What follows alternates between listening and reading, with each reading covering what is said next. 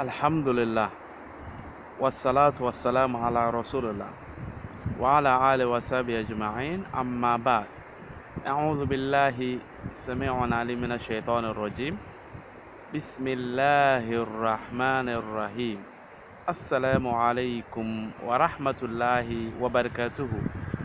May peace, mercy and blessings of Allah subhanahu wa ta'ala be on all of you. The topic of today's talk is Al-Quran, the impact on humanity. What the Quran has mentioned 1400 years ago, and through the verses of the Quran, what the Muslims has implemented in our daily life. It is a very long series that we are doing, and a very important series that we are doing. Allah says in the Quran, in Surah Isra, chapter 17, verse number 81, Allah says, وَقُلْ جَاءَ الْحَقُّ وَذَهَقَ الْبَاطِلُ إِنَّ الْبَاطِلَ كَانَ زَهُوقًا. When truth arrives on falsehood, falsehood will perish, for falsehood by its nature to be perished. This is very important verse in the Quran. Allah also said that in Surah Baqarah chapter 2, verse number 242, that لَعَلَّكُمْ تَعْقِلُونَ, so that they may understand. The Quran, in its nature, it needs people to reason and come to a conclusion. It wants people to come to understanding. Before you understand the Quran does not force anyone to accept its message, unless you come to conclusion and you understood the meaning or understand within yourself, within your heart, that the Quran is a true message from Allah subhanahu wa ta'ala. You need not accept the message. Allah says in the Quran, in Surah Araf, chapter 7, verse number 62, that the Quran is a letter that Allah subhanahu wa ta'ala has revealed to mankind. So depending your academic background, depending your profession, if you read the Quran, it will speak to you direct. In the early 11th centuries, there was a sheikh.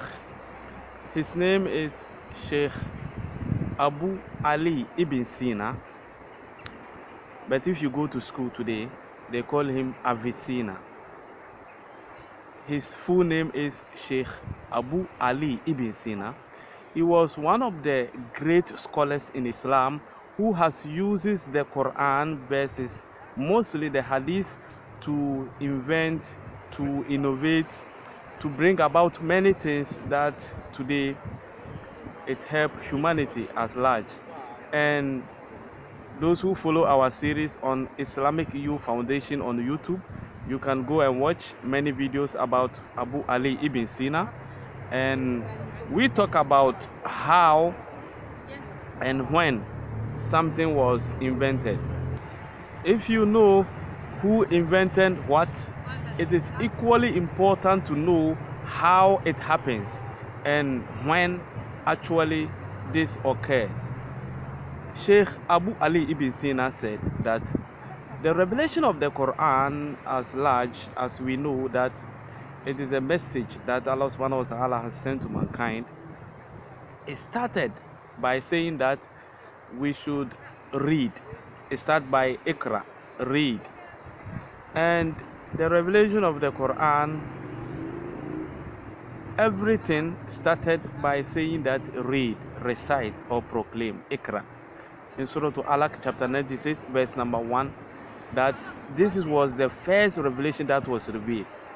At the same time, the Quran mentioned also in Surah Nisa chapter 4, verse number 82, that أَفَلَا يَتَدَبَّرُونَ, that we have to do the tadabbar of the Quran, we have to ponder, we have to take heed over the Quran.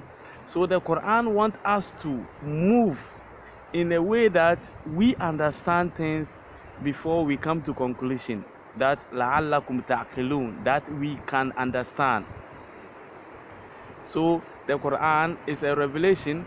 That is why he said, that is why the reason why the Quran does not force anyone to believe or to accept its message, that Allah mentioned in Surah Al-Baqarah chapter 2 verse number 256 that La ikraha fi din, you cannot force anyone, because the person has to analyze something, have to read, analyze it by himself, and have to come to a conclusion and believe and accept the message.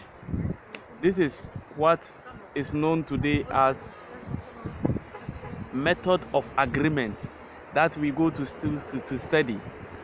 This is how Abu Ali ibn Sina developed the method of agreement, difference and concomitant variation that we study in schools today, universities and colleges, and we become professors, we become intellectuals.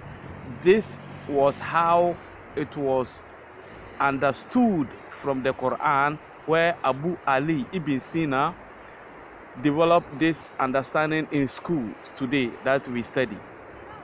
So the method of agreement and difference and concomitant variation was an understanding from the various Quran in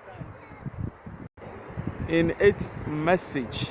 So the message that today of the Quran has been an inspiration for the past 1400 years ago coming, which is very important for us to dissect into the issues and bring it out, so that it will be a benefit for the society, as it has already been a benefit for the Ummah and the whole world as large.